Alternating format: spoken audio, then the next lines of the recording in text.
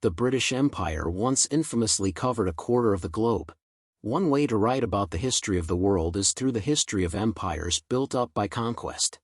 Historians in the 20th and 21st centuries often write about them as aberrations, doomed to fall, yet they've actually formed the most common and cohesive political structure for centuries, far more common than modern nation-states. In this sequence of empires, Britain was just one of the more recent.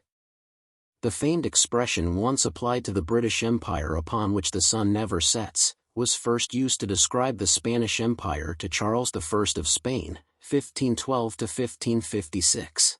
While the sun now does set on the British Empire, and increasingly earlier during the winter months, in terms of British conquests, the country still covers the globe.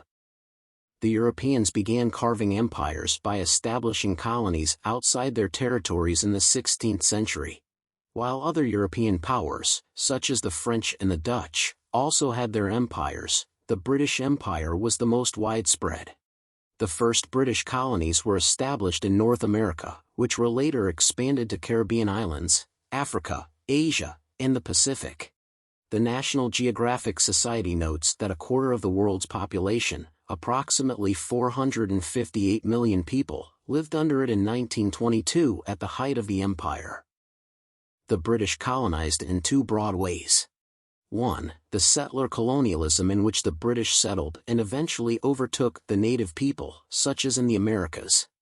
2. Economic colonialism in which they did not overtake the natives but used their resources and labor to enrich their homeland, such as in India and Africa where they exploited the native natural resources and labor.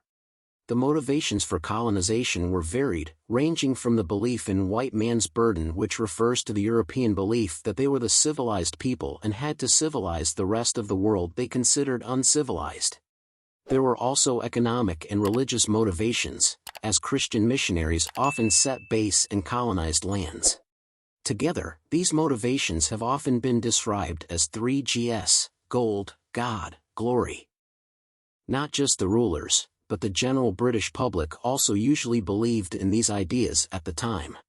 When the empire was being built, British people largely believed they were doing the right thing.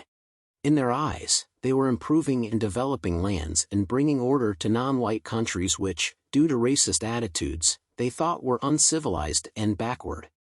The British also believed they were doing the work of God by spreading Christianity, which they considered to be the right religion.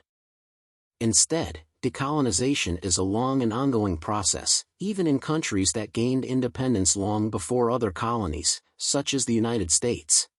Indigenous peoples in the US and Canada still continue to fight for equality and rights over their resources.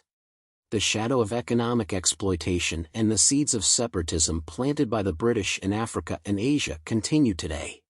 One estimate says that the British transferred $45 trillion of wealth from India to the United Kingdom in 1938. The Council on Foreign Relations stated, "The East India Company has made regulations on what crops can be grown and where they can be exported." Unlike most taxes that were invested back into society, the money earned from the East India Company's taxes flowed back into Britain. The British reduced India to a source of raw materials and eroded textile production. The British also used money and men from India to further expand the empire while recruiting soldiers to fight overseas. Even after the official abolition of slavery, the concept of white supremacy stuck in people of color continued to be discriminated against in the West. The racial equality movement is an ongoing movement, and while there are rights on paper, people continue to strive for equal treatment. After centuries of colonization began and ended several decades, the process of decolonization continues in many countries. Just this week in India, Prime Minister Narendra Modi announced the renaming of a main road in the national capital, Delhi, saying its former name was associated with colonialism. As stated earlier, a quarter of the world's population was under the British rule at its height. The British Empire permanently changed national borders in several parts of the world, such as in the Americas and Asia. While American colonies came together to form the United States of America, 3 countries were carved out of British India, Pakistan, and later Bangladesh. While these countries have attained independence from the British rule, there are 14 self-governing countries that still have the British monarch as the head of the states. These 14 states, besides the UK, comprise of the Commonwealth realms, such as Australia and Canada. There is another separate group of countries called the Commonwealth of Nations, or just the Commonwealth. Most of the members are former British colonies which come together for the promotion of human rights, democracy, and developmental goals among other objectives. This group is separate from the Commonwealth realms, and member states of these groups do not necessarily have the British monarch as the head of state, such as India, which is a republic.